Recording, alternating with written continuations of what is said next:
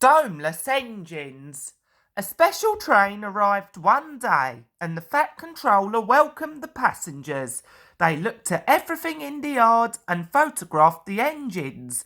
Duck's driver let some of them ride in his cab. "They're the Railway Society," his driver explained. "They've come to see us. Their engine's City of Truro. He was the first to go 100 miles an hour. Let's get finished, then we can go and talk to him."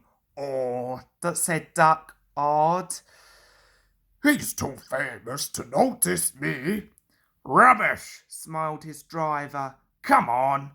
Duck found City of Truro at the coaling stage. "May I talk to you?" he asked shyly. "Of course," smiled the famous engine. "I see you are one of us." "I'll try to teach them our ways," said Duck modestly. "Our ship and Swindon fashion. That's right." "Please, could you tell me how you beat the Southwestern?" So, City of Truro told Duck all about his famous run from Plymouth to Bristol more than 50 years ago. They were soon firm friends and talked Great Western till late at night. City of Truro left early next morning. "Good riddance," grumbled Gordon, chattering all night, keeping important engines awake. "Who is he, anyway?" "He's City of Truro. He's famous." "As famous as me? Nonsense." "He's famouser than you. He went 100 miles an hour before you were drawn or thought of." "So he says, but I don't like his looks. He's got no dome," said Gordon darkly. "Never trust domeless engines. They're not respectable." "I never boast," Gordon continued modestly. "but 100 miles an hour would be easy for me. Goodbye." Presently, Duck took some trucks to Edward Station. He was cross, and it was lucky for those trucks that they tried no tricks. "Hello," called Edward. "The famous City of Truro came through this morning. He whistled to me. Wasn't he kind?"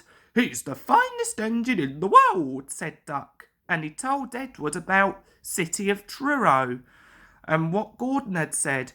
"Don't take any notice," soothed Edward. "He's just jealous. He thinks no engine should be famous but him. Look, he's coming now." Gordon's boiler seemed to have swollen larger than ever.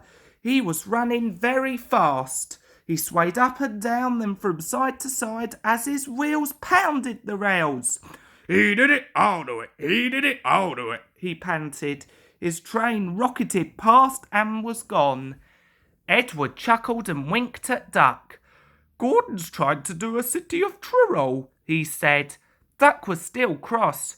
"I should think he'll knock himself to bits," he snorted. "I heard something rattle as he went through." Gordon's driver eased him off. "Steady, boy," he said. "We ain't running a race." "We are, then," said Gordon. But he said it to himself.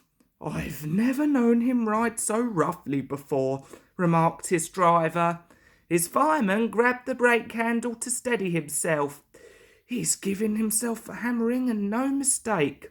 Soon Gordon began to feel a little queer. "The top of my boiler seems funny," he thought. "It's just as if something was loose. I better go slower."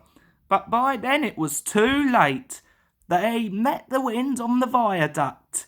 It wasn't just a gentle wind, nor was it a hard, steady wind. It was a teasing wind, which blew suddenly in hard puffs and caught you unawares. Gordon thought it wanted to push him off the bridge.